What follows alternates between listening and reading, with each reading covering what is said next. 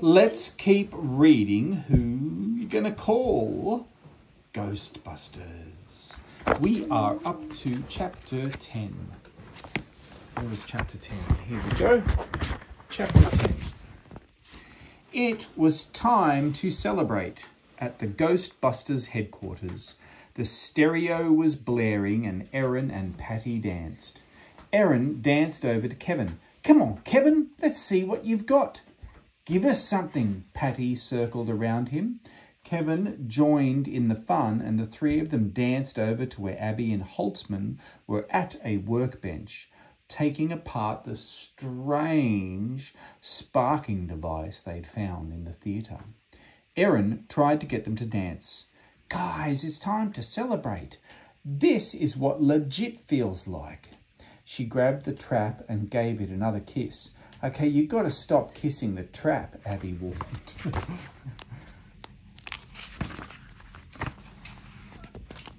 I know, but it's like the more you guys say don't kiss the trap, the more I want to kiss the trap. Erin raised the trap to Holtzman. Get in on this. Holtzman had moved to her workbench. Rain check. Exciting things happening over here. Newly printed circuit boards, superconducting magnets rebuilt, beam accuracy improved and extended by producing a controlled plasma inside a new RF discharge chamber in the redesigned wand.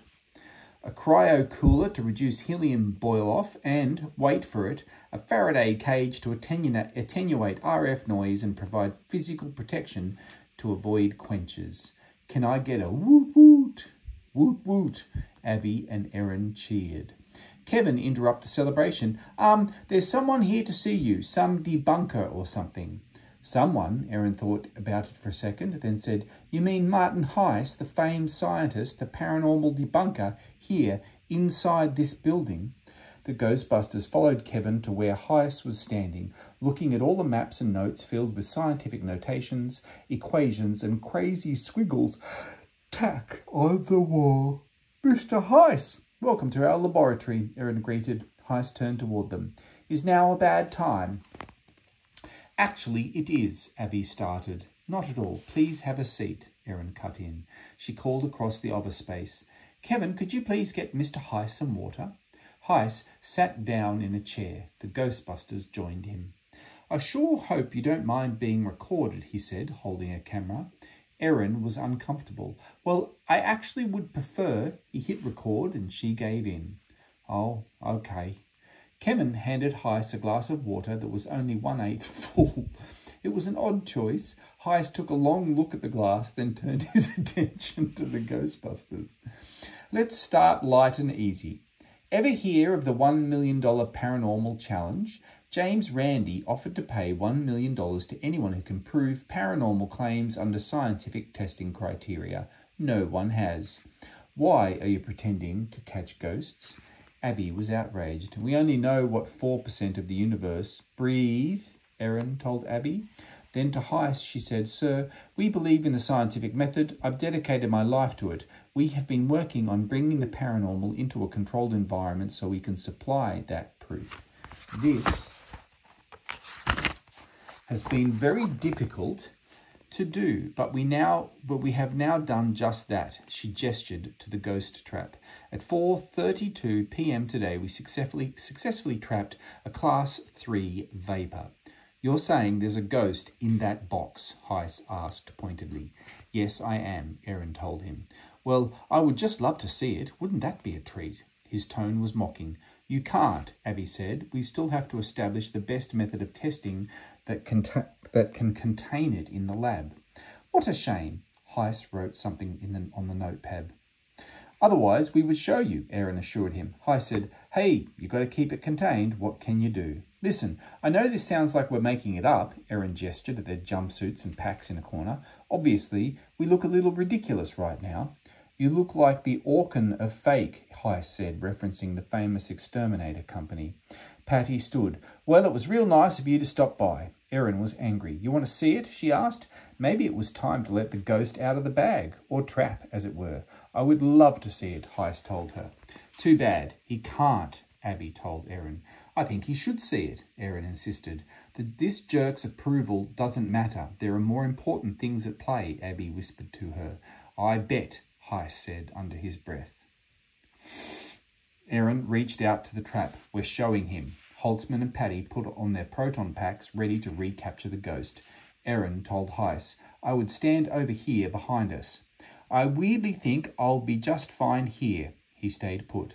Abby blocked Erin's hand. Erin, no, we finally caught this entity. I'm not letting you do this. Okay, fine, I get it, Erin said as Abby said, good. Then, in a flash, Erin hit the button on the trap. Everyone gasped. Nothing happened. No ghost. Oh, come on. Erin tapped the box with her foot. Still nothing. She was confused. Martin turned off his camera. Well, it was lovely meeting you. Then suddenly the ghost flew out of the box. It lifted Martin Heiss in the air and threw him out the window. The ghost then left through the opening, zooming off into the night. Ooh. The Ghostbusters ran to the window. Oh no, Patty gasped. This was not good. It didn't take long for the police to arrive. An ambulance took Martin Heiss away. I'm going to ask you one more time, Officer Stevenson interrogated the Ghostbusters, and if you tell me a ghost threw him out the window again, you will be answering this behind bars. So here we go. What happened? Ghost did it, Holtzman mumbled. Say that louder, please, the officer said. I just want to be sure I'm hearing you right. Just as he was ready to arrest them, several black SUVs pulled up. 2 men in suits flashed badges to the cops. Agent Frank Hawkins spoke first. Official business, we've got this. You need to come with us, Agent Rourke told the Ghostbusters. Why? Who are you guys? Erin asked. The mayor would like a word, Hawkins replied. 30 minutes later, the Ghostbusters were standing in the mayor's office. Mayor Bradley was sitting at his desk.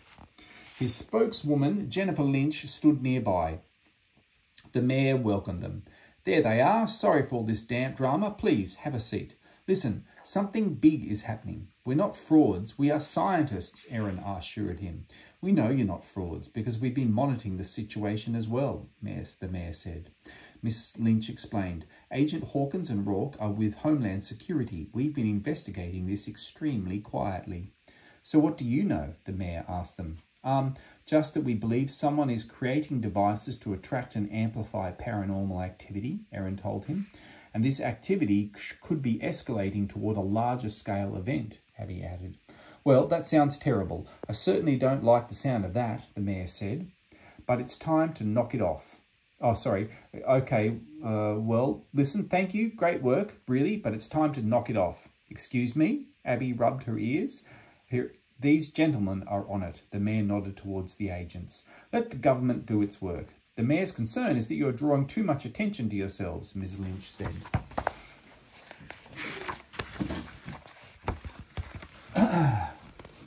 I think we keep a pretty low profile, Erin assured him. Agent Hawkins narrowed his eyes. You drive a hearse with a ghost on it. You use an unauthorized siren. Do you know how many federal regulations you are breaking on a daily basis? We're going to have to make the public believe you're frauds, the mayor told them. What? Erin's face was flushed. That was the last thing she wanted to hear. The human mind can only handle so much, Ms. Lynch began. If people knew what was happening right now, there would be a panic. We'll all have to put out information that the concert incident was a hoax. Otherwise, there would be a mass hysteria. Abby said, listen, all we care about is being able to continue to do our work. Now, that's true, Erin said, but it just seems like all those people already saw what happened and what we did. It must be all over the internet by now. You mean a bunch of metalheads who saw a high-tech prop that went out of control and then their cell phone photos were all erased by a magnetic wave blast? We've got it covered, Agent Rourke said. Wow, Abby couldn't believe they had such an elaborate plan. It's just, if we could just back up 1 second, can't there be both things? And I'm just spitballing here, but like what if we told people what we did and then said it's all under control? Erin was trying to solve the problem. Abby shook her head. I think Miss Lynch here made it very clear we don't want mass hysteria. Okay, fair enough, Erin said. But what is mass hysteria? I mean, is it really that bad? Let me show you a clip of it. Jennifer Lynch hit play on a video on her laptop. The images of screaming mobs that appeared on her screen were horrible. Why would you even have that on your laptop? Patty asked, covering her eyes. Right, Erin said as the video edited. It's just I feel like the cat's already sort of out of the bag. Are you finished? Abby asked. The cat's been out of the bag before, and yet people always get bored and put it back in. Agent Rourke gave examples. A police officer in New Mexico reports a UFO encounter. The crew of the SS Orang Medan is mysteriously dies. The entire town of Langville, Montana goes missing. What? I've never heard of that, Erin said. The mayor ended the meeting, addressing the Ghostbusters. Well, on that horrifying note, thank you all so much for what you've done. We will always be grateful for your service. Please think of me as a friend, he quickly added. A friend who will ignore you on the street, but a friend nonetheless. A long-distance friend. Jennifer Lynch opened the door for them. Exactly, a pen pal, but without letters or any kind of contact. Never send me anything in writing, the mayor said. Ms. Lynch led them out. Hawkins and Rourke will escort you home. We'll speak to you soon.